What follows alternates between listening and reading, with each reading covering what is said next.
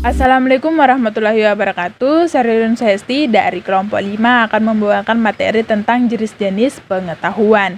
Nah, pada umumnya jenis-jenis pengetahuan itu ada beberapa. Yang pertama itu ada pengetahuan langsung, pengetahuan tidak langsung, pengetahuan indrawi, pengetahuan konseptual, pengetahuan partikular, dan pengetahuan universal.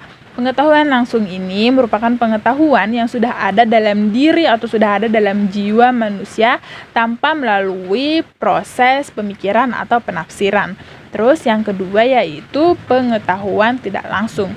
Pengetahuan tidak langsung ini merupakan pengetahuan yang harus melalui proses pemikiran dan pengalaman-pengalaman masa lalu. Terus yang ketiga ini merupakan pengetahuan indrawi, merupakan pengetahuan yang melalui indera-indera lahiriah.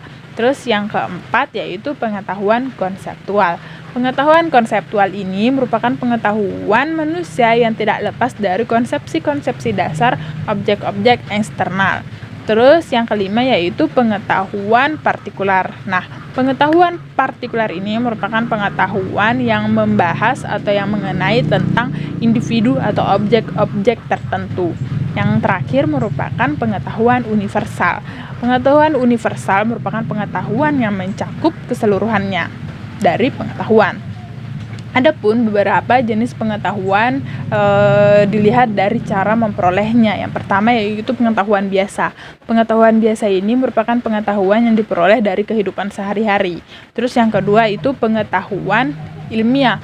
Pengetahuan ilmiah merupakan pengetahuan yang diperoleh dengan cara metode-metode ilmiah. Terus yang ketiga yaitu pengetahuan filsafat, di mana pengetahuan filsafat ini merupakan pengetahuan tanpa batas sehingga lebih terperinci dan lebih dalam mencari pengetahuan ini walaupun melebihi batas kemampuan kita.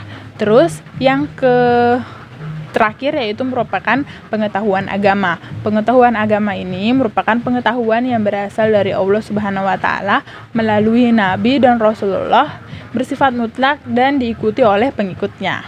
Adapun beberapa jenis pengetahuan menurut beberapa para ahli.